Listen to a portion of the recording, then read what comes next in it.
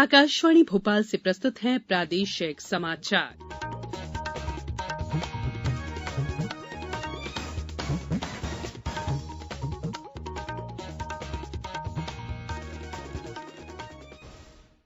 नमस्कार, समाचारों के साथ मैं संयुक्ता बैनर्जी। श्रोताओं से अपील है कि कोविड से सुरक्षित रहने के लिए इन 4 सरल उपायों का पालन करें। पूर्ण टीकाकरण कराएं, मास्क पहनें, 2 गज की सुरक्षित दूरी बनाए रखें, हाथ और चेहरा साफ रखें। अब इस बुलेटिन के समाचार। सबसे पहले मुख्य समाचार। भारत में निवेश बढ़ाएगा जापान, दोनों देश के प्रधानमंत्री ने किए समझौतों पर हस्ताक्षर। उत्तराखंड में सरकार के गठन की प्रक्रिया जारी, गृहमंत्री अमित शाह के निवास पर हुई बैठक। भारत को ऊर्जा निर्यातक बनाना चाहिए, कहा केंद्रीय मंत्री नितिन गडकरी ने। और प्रदेश भर में आज मनाया जा रहा है भाई दूज का पर्व। बहनें कर रही हैं भाइयों के लिए समृद्धि और दीर्घायु होने की कामना। अब समाचार विस्तार से। प्रधानमंत्री नरेंद्र मोदी और जापान के प्रधानमंत्री फूमियो किशिदा के बीच कल शाम नई दिल्ली में हुई शिष्टमंडल स्तर की बातचीत के बाद 6 समझौतों पर हस्ताक्षर किए गए। ये समझौते साइबर सुरक्षा, स्वच्छ ऊर्जा, बुनियादी ढांचा विकास और शहरी विकास से संबंधित हैं। प्रधानमंत्री नरेंद्र मोदी ने श्री किशिदा के साथ संयुक्त संवाददाता सम्मेलन को संबोधित करते हुए कहा कि जापान अगले 5 साल में भारत में 3,20,000 करोड़ रुपए का निवेश करेगा। केंद्रीय गृहमंत्री अमित शाह ने आज उत्तराखंड में सरकार गठन पर चर्चा के लिए राज्य के कार्यवाहक मुख्यमंत्री पुष्कर सिंह धामी और भाजपा अध्यक्ष जगत प्रकाश नड्डा के साथ नई दिल्ली में अपने निवास पर बैठक की। इस बैठक में मदन कौशिक, रमेश पोखरियाल निशंक और सतपाल महाराज सहित पार्टी के नेता भी मौजूद रहे।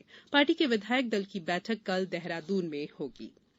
मध्यप्रदेश के शहरी और ग्रामीण इलाकों में 21 से 27 मार्च तक स्वस्थ बालक बालिका स्पर्धा का आयोजन किया जाएगा। इसका उद्देश्य नवजात शिशु से लेकर 6 वर्ष की आयु वर्ग तक के बच्चों का पोषण स्तर बेहतर बनाना है।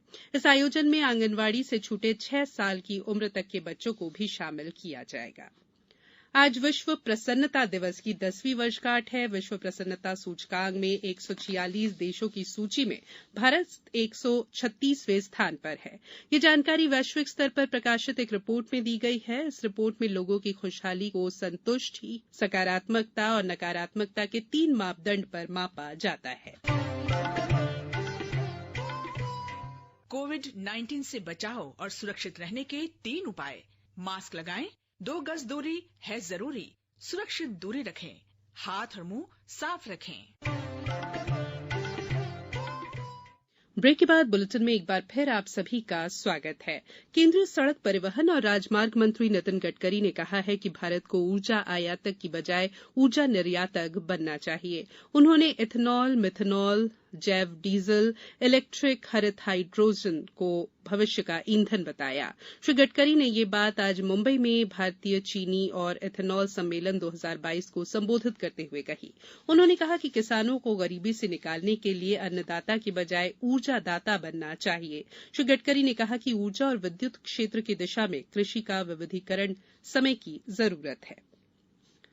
केंद्र सरकार राज्यों और केंद्र शासित प्रदेशों को अब तक 183 करोड़ 52 लाख से अधिक कोविड रोधी टीके निःशुल्क उपलब्ध करा चुकी है। स्वास्थ्य मंत्रालय के अनुसार अब भी राज्यों के पास 17 करोड़ से अधिक टीके उपलब्ध हैं। मंत्रालय ने बताया कि केंद्र सरकार देश भर में कोविड टीकाकरण की गति और दायरे को बढ़ाने के प्रति संकल्पित है। इसके लिए राज्यों और केंद्र शासित प्रदेशों को अधिक टीके उपलब्ध कराए जा रहे हैं ताकि वे सुनियोजित तरीके से टीकाकरण कर सकें। भारत निर्वाचन आयोग द्वारा मतदाताओं को जागरूक करने के लिए राष्ट्रीय मतदाता जागरूकता प्रतियोगिता आयोजित की गई। मेरा वोट मेरा भविष्य, एक वोट का महत्व जैसे विषय पर आयोजित प्रतियोगिता में भाग लेने की अंतिम तिथि बढ़ाकर 31 मार्च कर दी गई है। प्रतियोगिता के बारे में विस्तृत जानकारी भारत निर्वाचन आयोग की वेबसाइट से ली जा सकती है।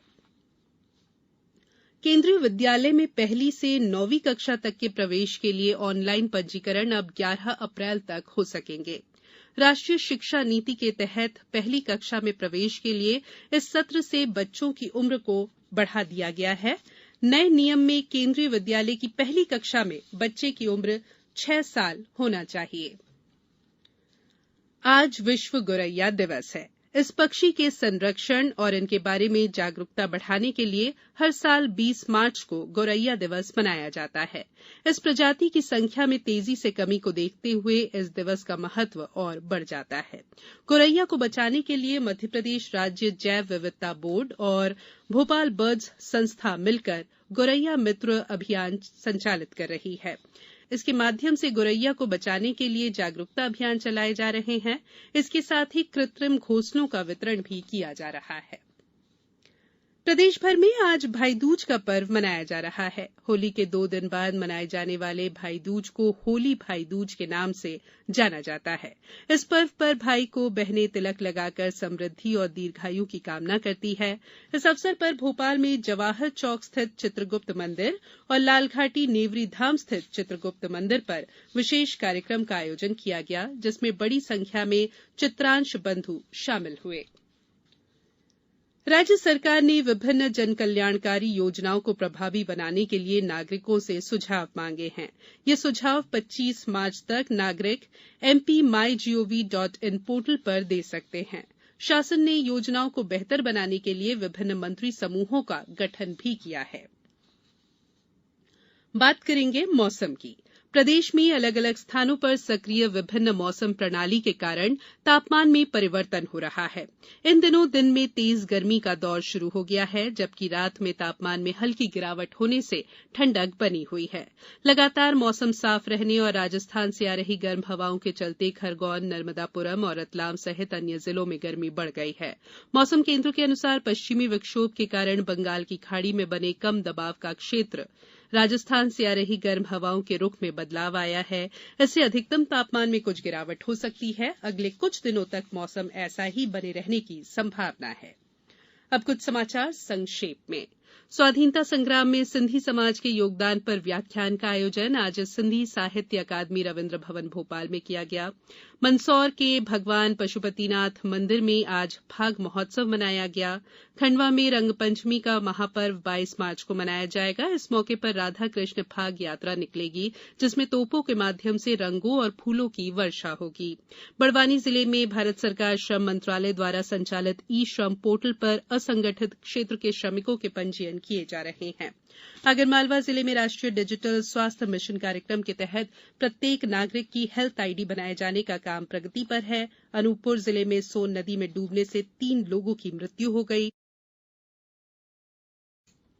नीमच जिले में अंतर्राष्ट्रीय खुशहाल दिवस के अवसर पर स्वच्छता संबंधी आयोजन किए गए और सतना जिला मुख्यालय पर आज कलेक्टर बंगले में उन बच्चों ने होली का जश्न मनाया जो कोरोना काल में अपने माता पिता को खो चुके हैं।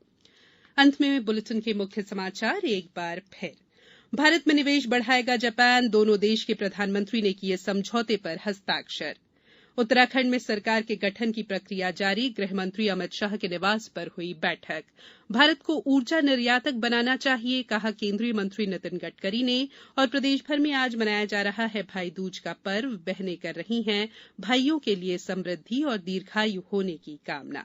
इस बुलेटिन में फिलहाल इतना ही। अंत में एक अपील, हमेशा ध्यान रखें, मास्क और 2 गज की दूरी, हाथ धोना भी है जरूरी। नमस्कार।